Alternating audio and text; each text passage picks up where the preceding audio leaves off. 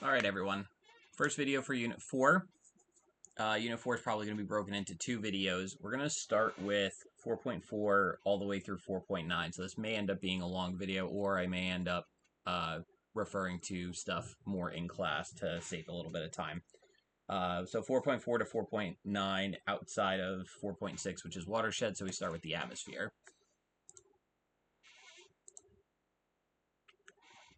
A couple of quick notes on here. We should know our composition of our atmosphere is mostly nitrogen, 21% oxygen. The 0.04% of CO2 is a very important one because when we talk about climate change and the greenhouse effect in Unit 9. You should know the layers. Most questions basically just get asked about the troposphere and the stratosphere. The reason being the troposphere is the area the level that we live in, and then the stratosphere being the level right above that. And that one having the ozone layer basically right at the bottom of it. So the layer between the troposphere and the stratosphere is our ozone layer. Obviously, that's very important because that's what's going to help us block a lot of the UV ultraviolet light that comes from the sun, protecting us and preventing an incredibly warm climate otherwise. One thing to note here, as far as the troposphere goes, as you climb in altitude, it gets colder. If you've ever been on a plane, you know that that's the case. Yeah, the outside temperatures on a plane are going to be much, much colder than the ground level. Once we reach that ozone layer and as we start to enter the stratosphere, the temperature begins to rise again because the top layer is going to be warmed by all of that extra ultraviolet light. Similar to like a pool surface, the top layer of water is always going to be the warmest because it's closest to the sun. As you climb the mesosphere, the layer above it, the temperature starts to drop because there's less molecules to absorb and re-radiate that heat. And then as we enter the thermosphere, we're going to have the hottest temperatures that we get until we basically leave Earth's atmosphere. But again, biggest thing here, as you go up in our lowest layer of the atmosphere, temperature's going to go down. It's going to rise again in the stratosphere. So that brings us to wind patterns. Wind patterns, definitely one of the more difficult concepts I find for students. Mostly in understanding the patterns, why things are warmer and wetter or cooler and drier in certain parts of the world versus other parts. So the main thing to keep in mind is that there's essentially three factors in our atmosphere that determine the movement of air. One is the energy from the sunlight, two being the density properties of air, right? Denser, cooler air is going to sink, warmer, less dense air is going to rise, and the Coriolis effect, the rotation of the Earth. So we're going to start here with this diagram talking about at the equator. So the first thing that happens, we get the generation of what are called these Hadley cells that happen at between the equator and generally about 30 north and 30 south on the globe. Since the equator gets the most direct sunlight and always gets the most direct sunlight, right? We talked about in Unit 1 that's where we tend to find our tropical biomes for this reason. They always get the most direct sunlight. They're also going to get the most rain because as that air rises, all of the moisture that's in there is going to condense and fall as rain. Now, the dry, cool air that's left as a result of it, looking at the top of the cell here, can't fall back down because the air is rising here. The warm air is basically pushing up. So that air is going to tend to fall closer to the 30s. As it gets back towards the surface of the Earth, it's going to re-warm again and essentially move and fill in the space. Since it can't, again, the air from above it is pushing down, the warmer air is going to tend to rise again closer to the equator, and that's going to create this loop that we see between 30 north, 30 south, and the equator, where warm air is going to rise. The precipitation is going to fall as rain here, creating our tropics and providing all the moisture and all the wetness that's needed to support those biomes. And then the cooler, drier air is going to start to fall closer to the 30s, which is going to lead to us finding more of those desert biomes closer to the 30 north and 30 south latitudes.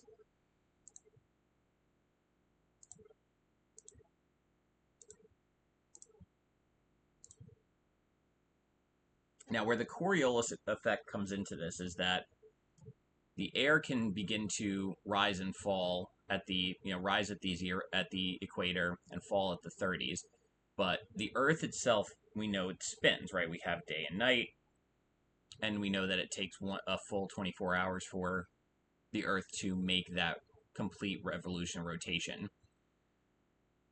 Now, because of the Earth's spin, the winds, the general wind patterns, what we're going to call trade winds, are going to have a specific movement because of how the air is falling at those latitudes, at 30 north and 30 south, and because of the spin of the Earth, we're going to see general wind patterns, movement of the air because of the rotation of the Earth, and that air is a fluid. It's not attached to anything. It's above the Earth itself. That's going to mean that the air, the winds essentially between the 30s and the equator are going to appear to deflect backwards. Basically, they're going to move west to east because of the Earth's spin. When you go above and below 30 and you start moving closer to the poles, the Earth is spinning faster. We'll talk about this more in class a little bit. Hopefully we can make more sense out of this. Because the Earth is spinning faster at the 30s than it is at the 60s, because there's less land that needs to go around in a full circle to complete the revolution, those parts of the Earth aren't moving as fast. So as the air falls and moves, not just towards the equator, but also towards the poles, once it falls at the 30-degree latitudes, as it moves in that direction, it's going to have the apparent movement of moving faster because of the way the Earth is rotating. That's going to create wind movement going from west to east when you're between those latitudes. That wind movement in the northern hemisphere for us is what generates what we call our jet stream, and why air movement in the United States, large air masses and weather patterns will move from west to east.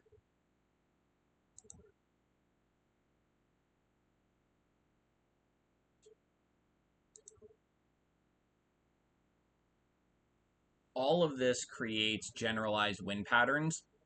The ones that we see between the 30s and the equator are referred to as the northeast and southeast trade winds because of where that wind is essentially originating in its movement.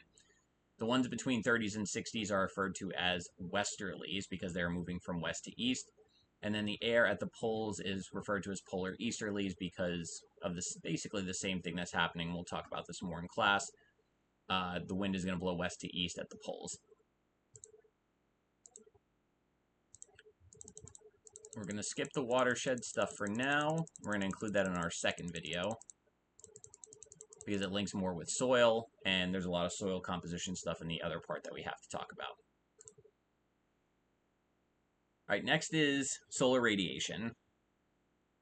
Now, we talked about solar radiation hitting at the equator, but solar radiation also hits at other parts of the planet, as we know. It just happens to strike the most direct angle of the Earth at the equator. So the equator always gets the most direct sunlight. Therefore, all that sunlight is going to be concentrated, and it's going to be stronger. That's what makes the equator and the tropics the hottest regions. That same amount of sunlight is going to be spread out over a larger area on the other parts of the Earth because the Earth is round. And so because the Earth is round, that same amount of sunlight striking it at a different angle means that the same amount of solar energy is spread out over a larger area, larger surface area, which means that those areas aren't going to be able to get as hot.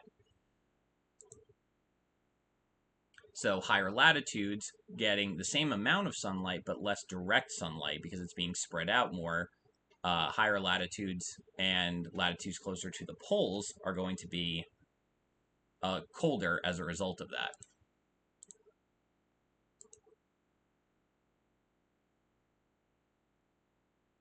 Now, the other thing to factor in is the fact that the Earth, while having its own spin, we know also orbits the sun.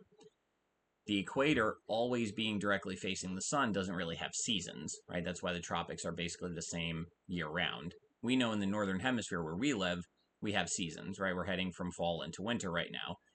That's because the Earth itself is on a tilt, about 23 degrees. So in the summertime, the northern hemisphere is facing the sun and getting more of that direct sunlight that leads to warmer temperatures, hotter average temperatures. The part we're moving into now on the right side of the picture is when that same tilt doesn't change, but now when the Earth is on the other side of the sun, essentially as part of its orbit, now the southern hemisphere is getting more of that direct sunlight, and the northern hemisphere is tilted further away from the sun. That means all of that solar energy is getting spread out even more. That leads to colder temperatures. So we're approaching the time of the year where us in the northern hemisphere experience our winter, because it's going to be less, there's a larger area for that sunlight to hit, with the tilt of the Earth being tilted away in the northern hemisphere from the sun. That's going to lead to colder temperatures. Well, what we've typically referred to as spring and fall are in pictures 1 and 3 here. Around the March and the fall equinox, which got cut out of the box, it looks like here. But at point 1 and point 3 here, the first day of spring and first day of fall, we get our about 12 hours of sunlight over the course of that particular day, right? It's about half, right? Because we're about halfway through this rotation. In the summer, when we get our longest day of the year, and in the winter, the December solstice, we get our shortest day of the year because of that tilt and the location of the Earth at those different times of the calendar year. Now, another thing that's going to impact that solar radiation and what's hitting it is what we refer to as albedo.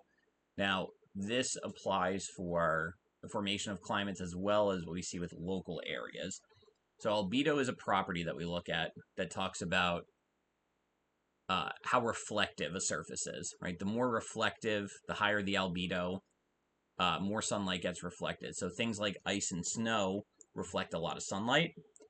Because ice and snow reflect a lot of sunlight, more of that solar radiation gets bounced away from the surface of the Earth, and those areas remain cooler. Surfaces with a low albedo, so pavement being an especially big one when we talk about urbanization, areas that have low albedo absorb more of that energy, and more of that gets radiated as heat.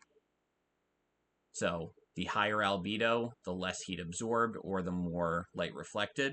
The lower the albedo, less light reflected, more heat is absorbed. A lot of different areas where we're going to talk about with this is melting ice caps in the poles, and how this can lead to positive feedback loops, how urbanization can lead to more heat absorption in cities and urban areas facing warmer than average temperatures as a result of that. One of the things that can happen is what we refer to as an urban heat island. This is where the urban areas are, like I mentioned, much hotter than the surrounding areas due to all of the extra pavement and blacktop. In the summer, we're seeing this a lot more in cities.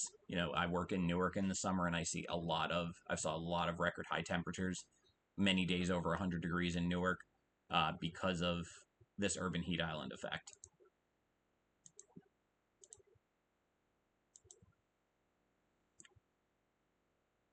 All right, I may not talk too much about some of the stuff in here because we mentioned a lot of it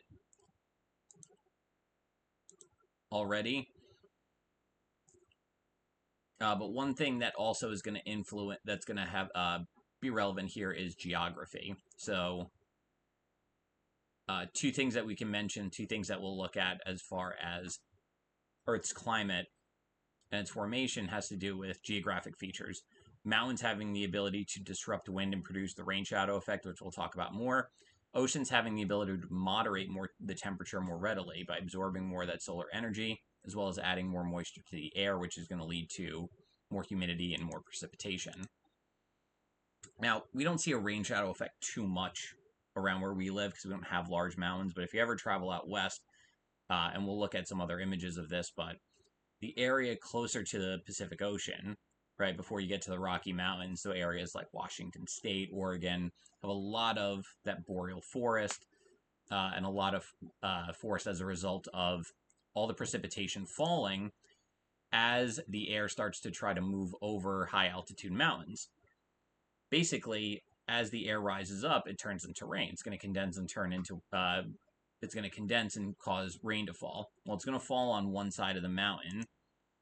The dry air falling on the leeward side is not going to have any precipitation. They're going to see more dry desert conditions. So this explains why places to the west of the Colorado Rockies tend to be more forested, and places to the right, the east side of the Colorado Rockies, tend to be more drier and desert conditions.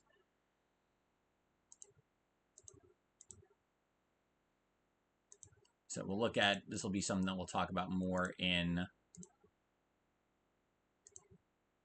other parts of our class. And it brings us to our last thing, trying to keep this as tight as possible, since we're going to have a lot of stuff to cover over a couple of days in class with this. But the last one is the El Nino and La Nina effect. These are phenomena that are associated specifically with changing ocean temperatures in the Pacific Ocean. They're influenced by a number of factors. The most important things we have to look at are what's basically considered normal and then what is considered abnormal. So this first thing that we have to look at is ocean surface currents. Ocean surface currents are going to be driven by a lot of things. Solar radiation being one, the Coriolis effect being another. But generally speaking, we're going to have a good idea of how the ocean currents are moving and basically acting as a giant conveyor belt. The one we're going to focus on right now is this south equatorial one. So you can see that there's a lot of warm water that moves across the southern part of the Pacific Ocean from east to west, basically from South America towards Australia and Indonesia here. And you can see this gray spot in the image is highlighted as an upwelling zone. Upwelling zones are very important because this is where basically the winds that are being created are blowing the surface water away from these areas. It allows for cooler water to then rise up. This brings nutrients to the surface, and those nutrients can be very important in keeping the primary productivity of that ocean area stable, supporting the food web, basically, giving nutrients for algae to grow to then support the food web. Now, it's important to note that this normal ocean current that's highlighted here is supposed to move from east to west. Now, in an El Nino system, the El Nino Southern Oscillation, the ocean currents, because the winds start to shift in the opposite direction, the ocean currents also start to shift in the opposite direction. So in a normal year, the trade winds will blow from east to west, and we'll end up with the upwelling and cooler water off of the western coast of South America, bringing more rain to this tropical area along where Indonesia is and north of Australia. In an El Nino year, the trade winds are essentially reversed and now start blowing from west to east. This is going to lead to basically the opposite effects happening here. We're going to see warmer than normal temperatures near South America and more rain falling, cooler and drier temperatures in the Australia and Asian Pacific Ocean, and that's going to mean less rain, less precipitation there. Less rain here in Australia and Indonesia means plant struggling, harder to farm. Warmer and more rain here can lead to things like stronger storms for South America. It reduces the upwelling, and that can mean less fisheries. And obviously, those are all problematic. The last one you see on the right is a La Nina, basically a stronger than normal situation. So where El Nino is the reverse of normal, La Nina is just a stronger than normal. What this is going to mean is increased rainfall and a lot of extra rain over Australia and Asian Pacific part of the ocean, and a much cooler cooler than normal temperatures off of South America. As we mentioned before, suppressed upwelling is bad for fisheries. The long-term effects are going to mean warmer winters and more precipitation in our area, so that does affect North America as well.